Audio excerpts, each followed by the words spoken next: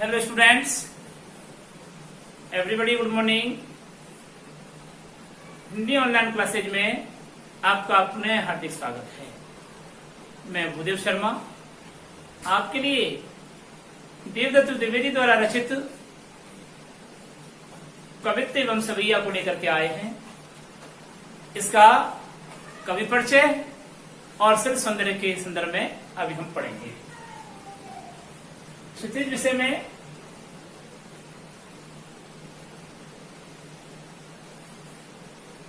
अध्याय 4 देव, इसमें हम पढ़ेंगे कवि परिचय और सिर्फ पार्ट नंबर 1। कवि देवदत्त द्विवेदी का कवि परिचय देखिए।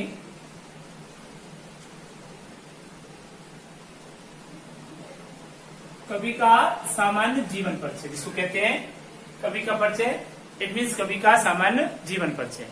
तो देवदत्त द्विवेदी का जन्म कहाँ हुआ, कब हुआ? देव का नाम, पूरा नाम है देवदत्त द्विवेदी। तो लिखिए कवि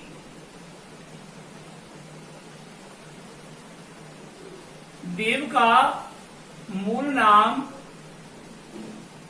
या वास्तविक नाम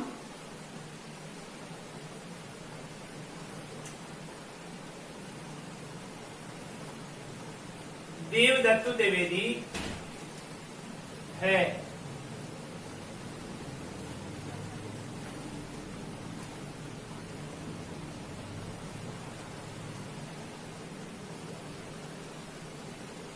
ठीक है, क्या नाम है? देवदत्त द्विवेदी। यहाँ इन्वर्टेड कॉमास में क्लोज कर देंगे। जन्म, कवि का जन्म कहाँ हुआ और कब हुआ, इस संदर्भ में कवि देवदत्त द्विवेदी का जन्म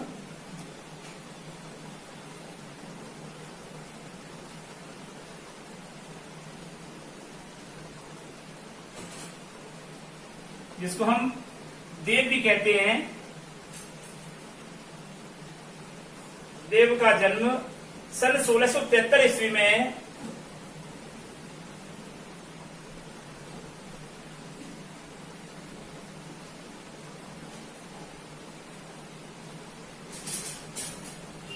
सन 1673 ईस्वी में उत्तर प्रदेश के इटावा नामक नगर में हुआ था।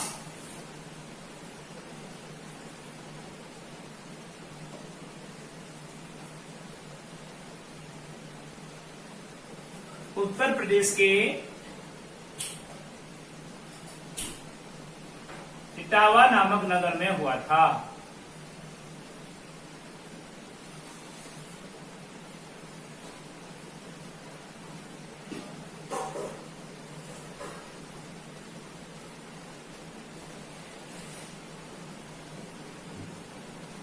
ये देवशरिया ब्राह्मण परिवार में जन्मे थे।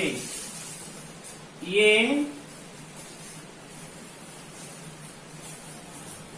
देवसरिया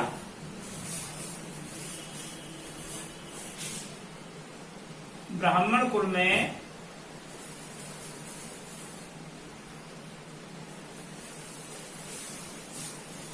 जन्मे थे। ठीक है,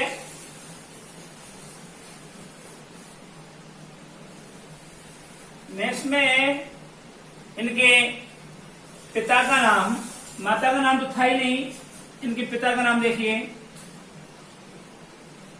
मतलब माता का नाम था नहीं का मतलब जानकारी में नहीं आया है अभी। पिता का परिचय देख लीजिए।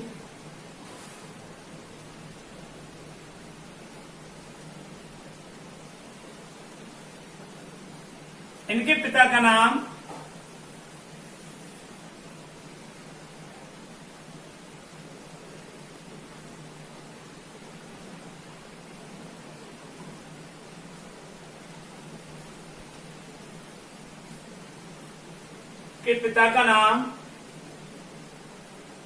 बिहारीलाल दुबे बताया जाता है।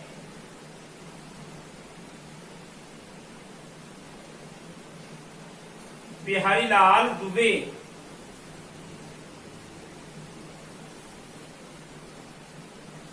बताया जाता है।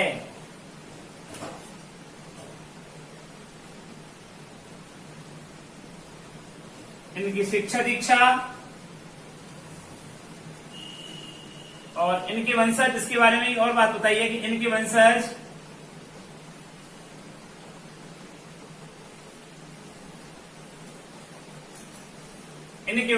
वर्तमान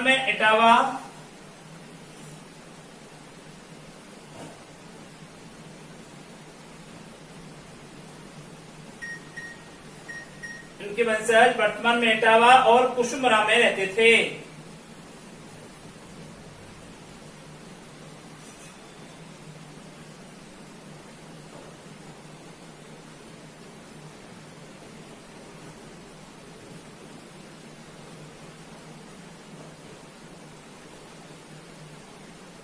ठीक है, अब आता है इनकी शिक्षा दीक्षा।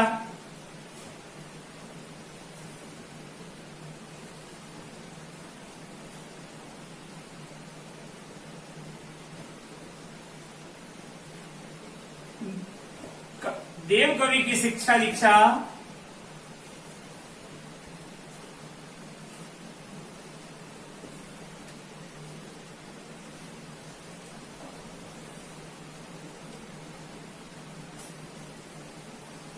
देव कवि की शिक्षा दीक्षा इटावा व काशी में हुई।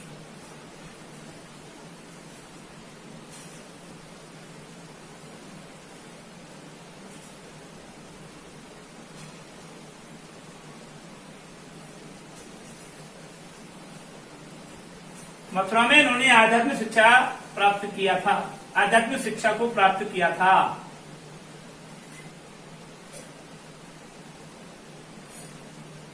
मथुरा में रहकर इन्होंने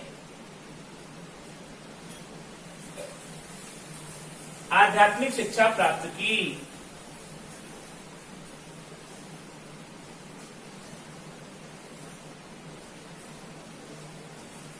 आध्यात्मिक शिक्षा प्राप्त की थी मथुरा में रहते हुए। ठीक है, अब इनकी देखिए काव्य रचनाएं कौन कौन सी हैं।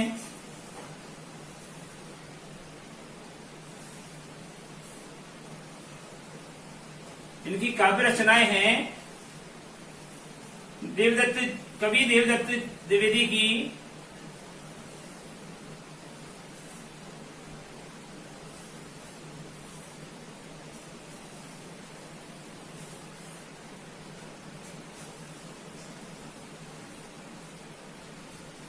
काव्य रचनाओं की संख्या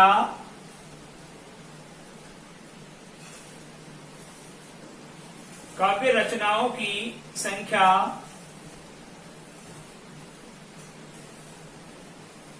52 है। कितनी है? 52 से 73 तक मानी जाती हैं।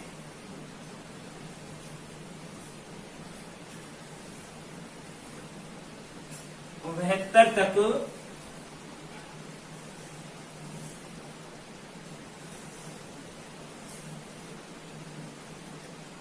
मानी जाती हैं।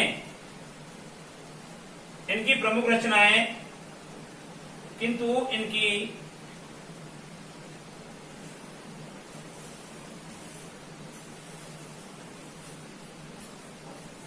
प्रमुख प्राप्य रचनाएं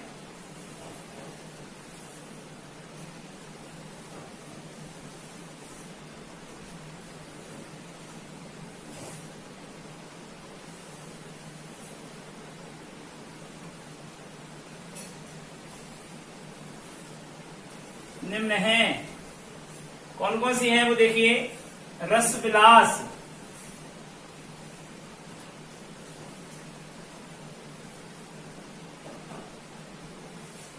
रस विलास, भाव विलास,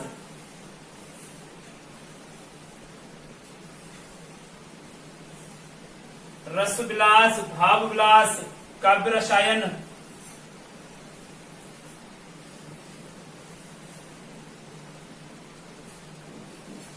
काव्य रसायन भवानी विलास,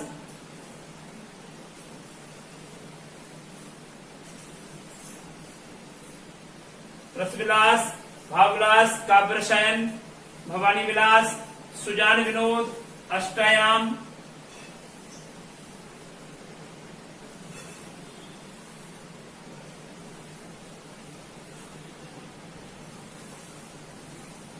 अष्टायाम के बाद में सुजान विनोद,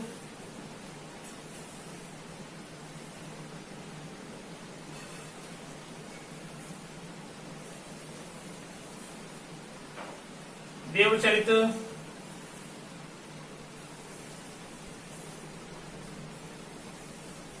कुशल विलास,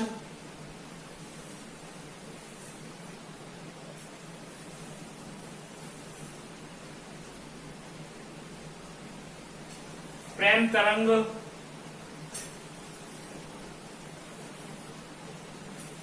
कुशल विलास, प्रेम तरंग आदि क्या है, ये इनकी प्रमुख रचनाएं मानी गई हैं।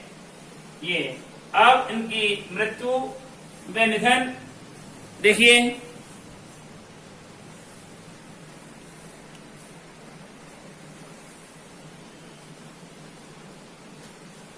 अब इनकी मृत्यु देख लीजिए।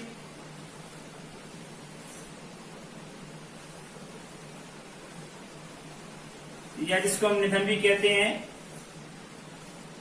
इनकी मृत्यु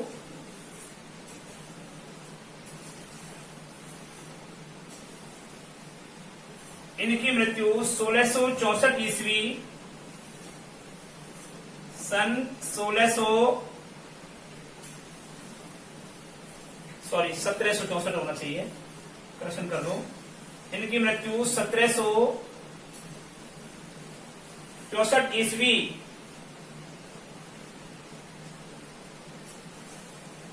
या विक्रम संवत, पुस्तक पर लिख लो विक्रम संवत 1824 में हो गई थी।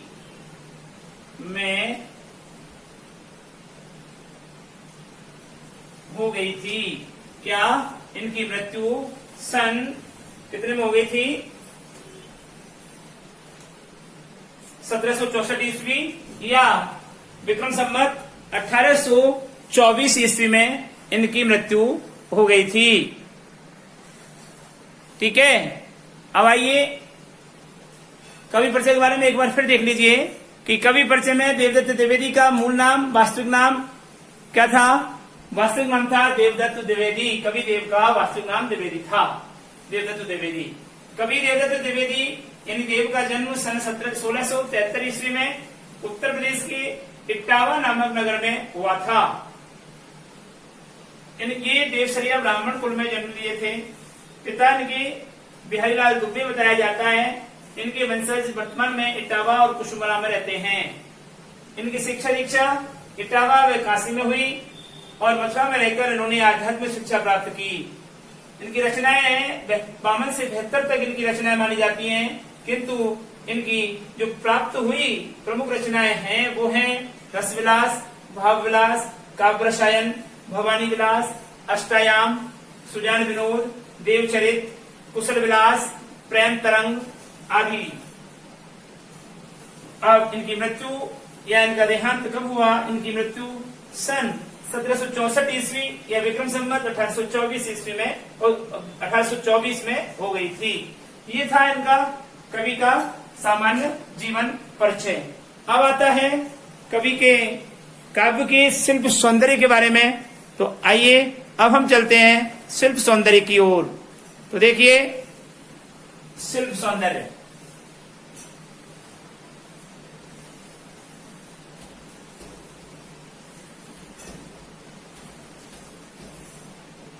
प्रश्न मिल सकता है कि देवदत्त द्विवेदी द्वारा विरचित या एक पद दे दिया, पद का शिल्प सौंदर्य स्पष्ट कीजिए।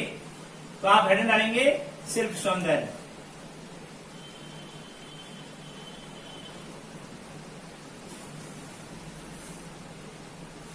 इसको हम शिल्पगत विशेषता भी कहते हैं। ठीक है, तो आइए शिल्प सौंदर्य में पहला बिंदु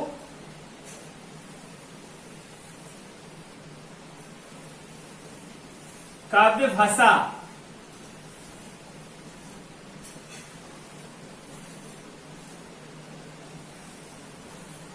प्रस्तुत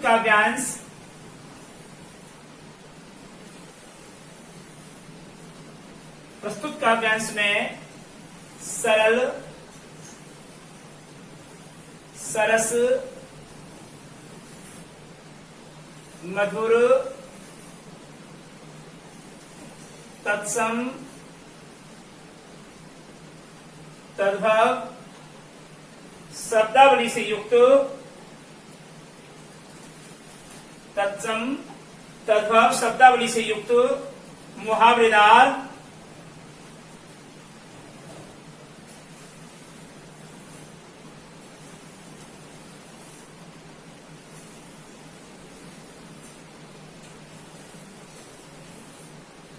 मुहावरेदार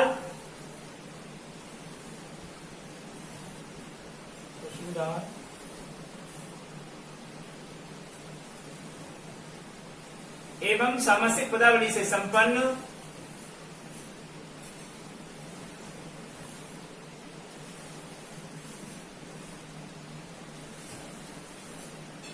सामासिक पदावली से संपन्न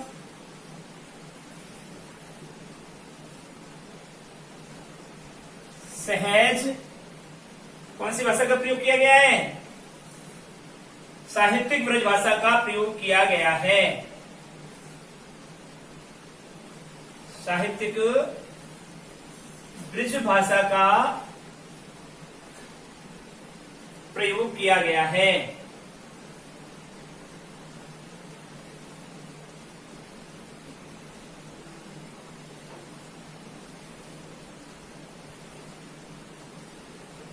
ठीक है। नंबर 2 काव्य शैली।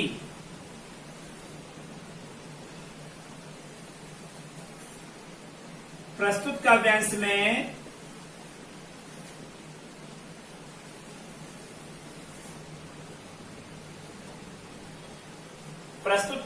में प्रतीकात्मक,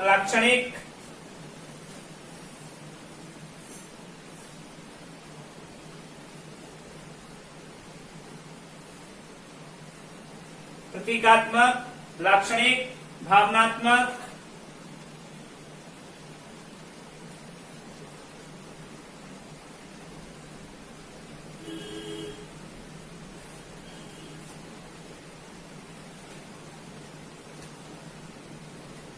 या गीत काव्य शैली का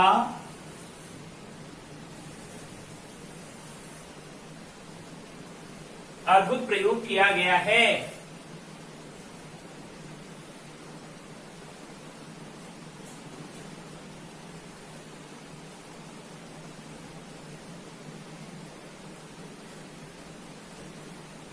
काल और युग, आइए कौन से काल में इनका ये काव्य रचना का प्रयोग किया गया है? तो देखिए काल और युग।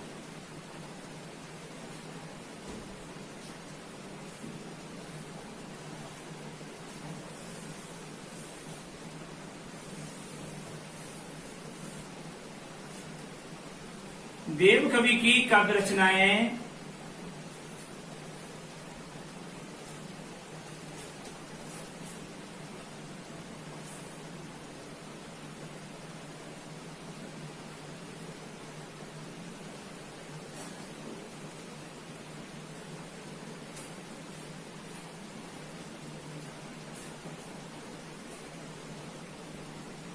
रीतिकाल,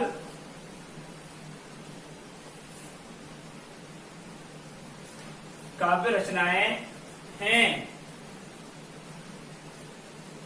देव कवि की उक्त काव्य रचना रीतिकालीन काव्य रचना के रूप में प्रयुक्त हुई है।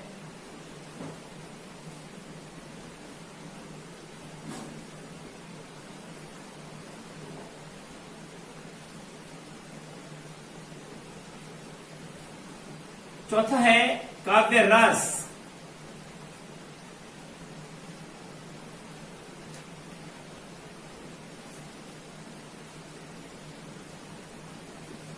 उपर्युक्त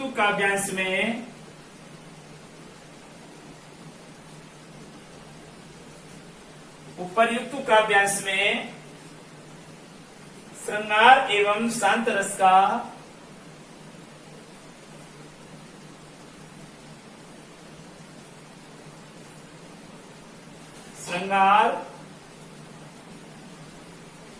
वात्सल्य एवं शांत रस का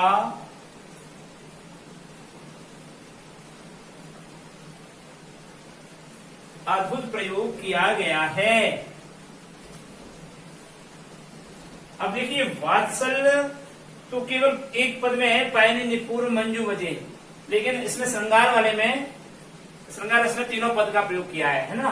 तो आप वात्सल्य अगर नहीं लिखना चाहे तो कोई अतिशयोक्ति नहीं है और कोई टेंशन भी नहीं है, और लिख देते हैं तो कोई बड़ी बात नहीं है। तो उपर्युक्त काव्यांश में श्रृंगार, वात्सल्य एवं शांत रस का अद्भुत प्रयोग समाहित है।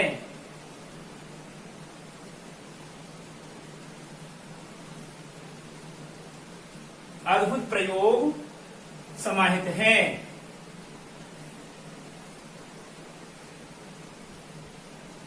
ठीक है, और पॉइंट नंबर 5 में आइए आप, काव्य भाव।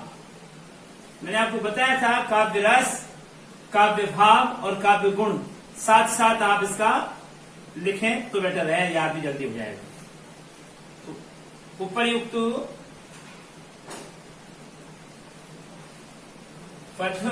पद में अब श्रृंगार रस का भाव होता है रति या प्रेम, वात्सल रस का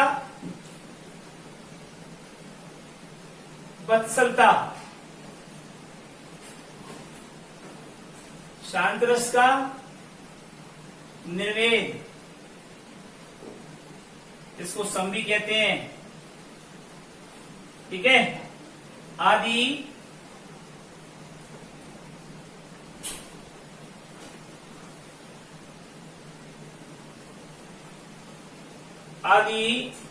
स्थायी भाव समाहित हैं।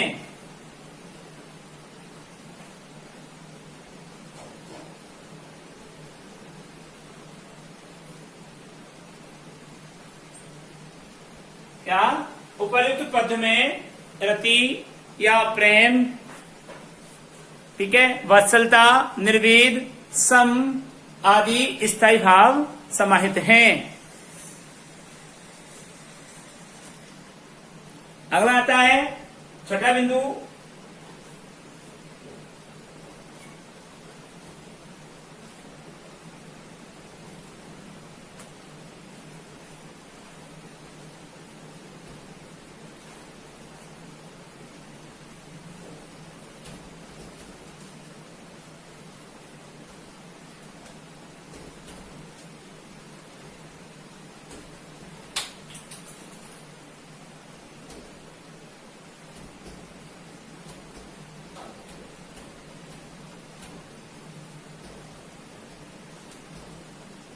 रुकावट के लिए खेद है। छठा बिंदु देखिए आप, काव्य गुण।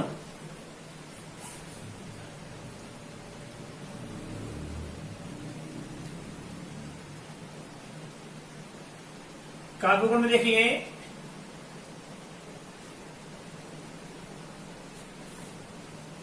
उपर्युक्त पद्यांश में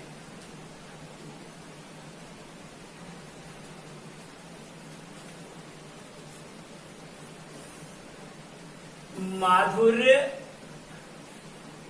एवं प्रसाद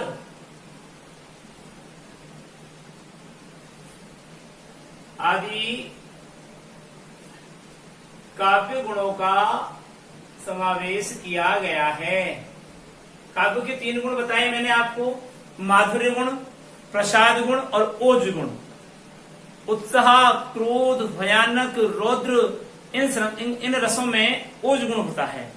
ठीक है, और वीर रस में भी ओज गुण है। और श्रृंगार की बात करते हैं तो यहाँ माधुर्य है, शांत रस में प्रसाद गुण होता है। तो उपयुक्त पद्यांश में माधुर्य एवं प्रसाद आदि काव्य गुणों का समावेश किया गया है।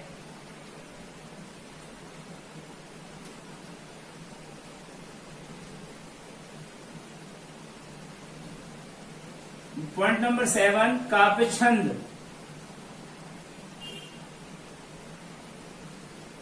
काव्य छंद, तो काव्य छंद में आइए आप।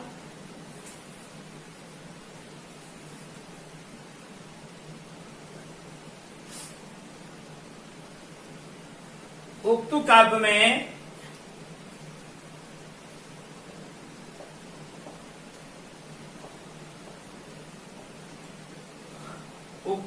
में कवित्व एवं सवैया,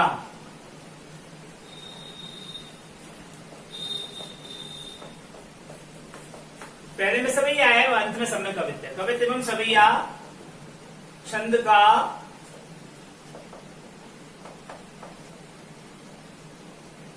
षष्ठ प्रयोग किया है।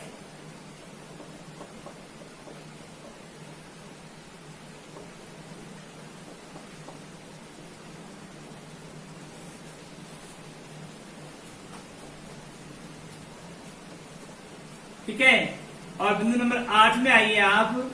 8 में आएगा काव्य अलंकार।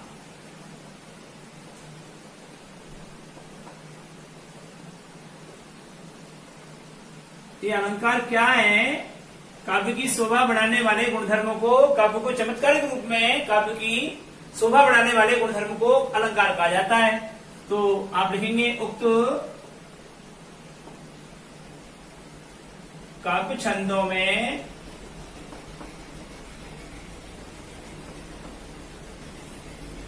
अनुप्रास,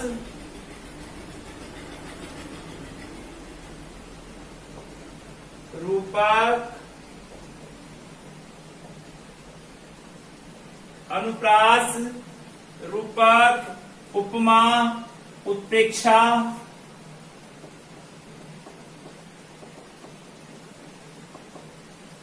पुनरुक्ति प्रकाश,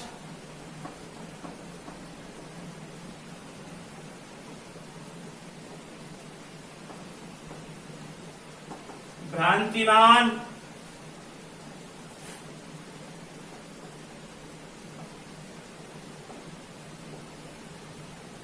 आदि अलंकारों का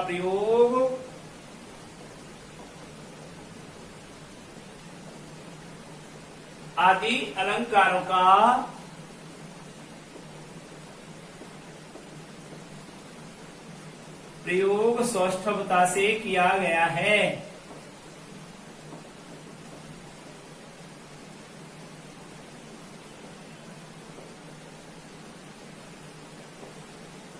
और पॉइंट नंबर 9 है इसका, काव्य के अंतर्गत कौन सी शब्द शक्तियों का प्रयोग किया गया है? वो है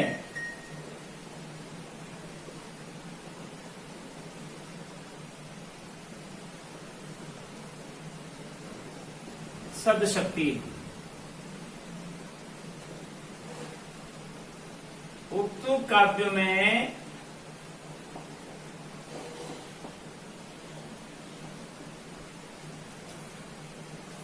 लक्षणा,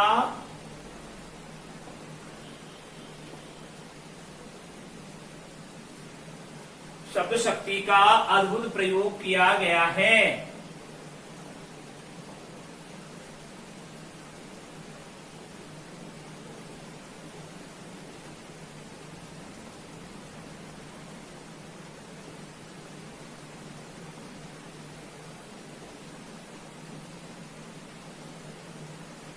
अद्भुत प्रयोग किया गया है।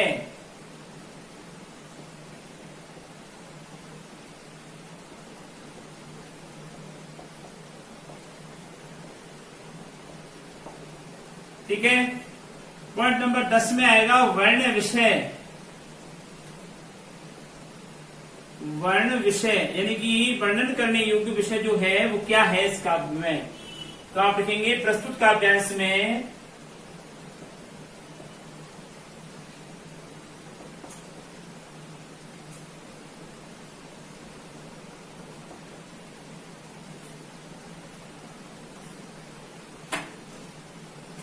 प्रस्तुत काव्यांश में कवि अपने आराध्य श्री कृष्ण के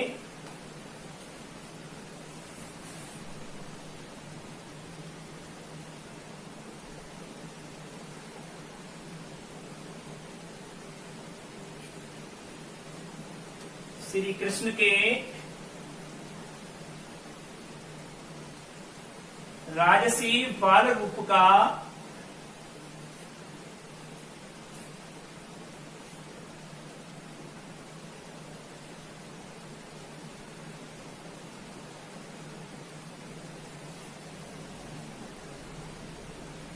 मनमोहक रूप में प्रस्तुत करते हैं। ये तो पहले पद में है।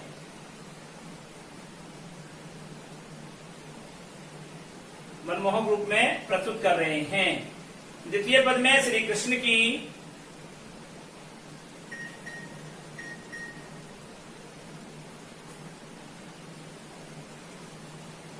दिखाई दे रहा है क्या? द्वितीय पद में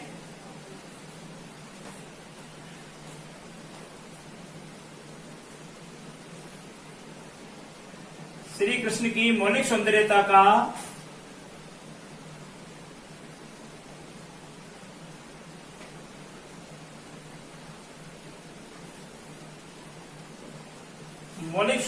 का जादुई रूप एवं उस पर गोपियों की व्यवस्था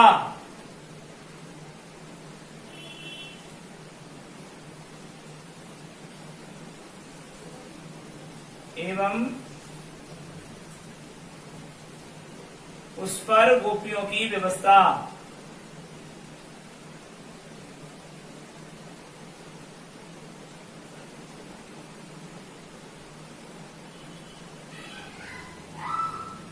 वह समर्पण का भाव प्रस्तुत किया है। समर्पण का भाव प्रस्तुत किया है।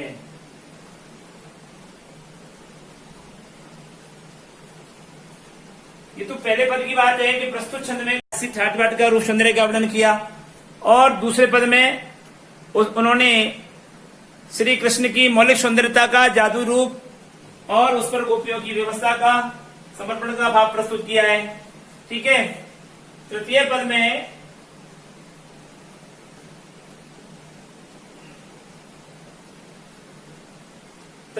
में गोपियों की स्मृति व स्वप्न संसार का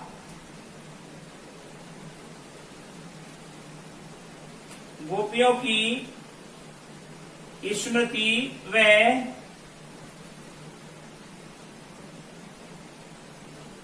स्वप्निल संसार का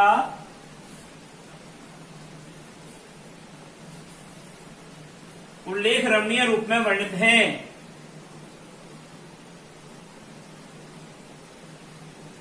उल्लेख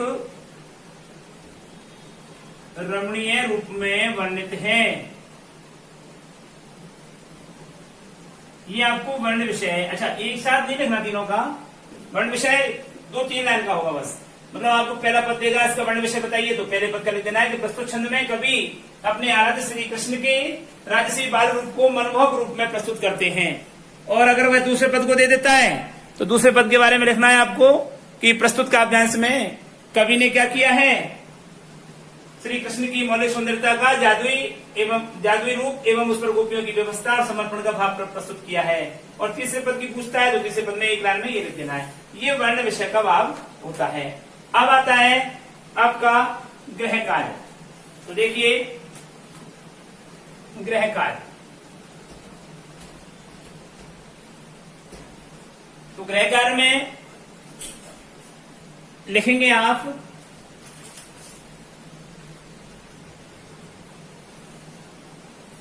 क्वेश्चन नंबर 1,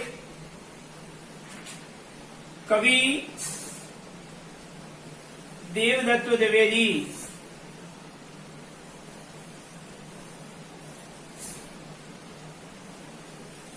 का सामान्य जीवन परिचय दीजिए।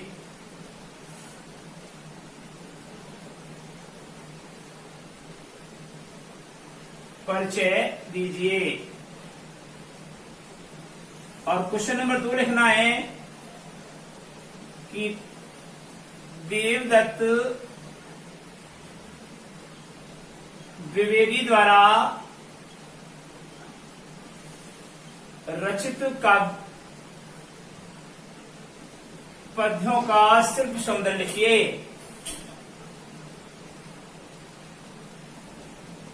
शिल्प सौंदर्य लिखिए। ये आपको गृह कार्य करके देना है, ठीक है।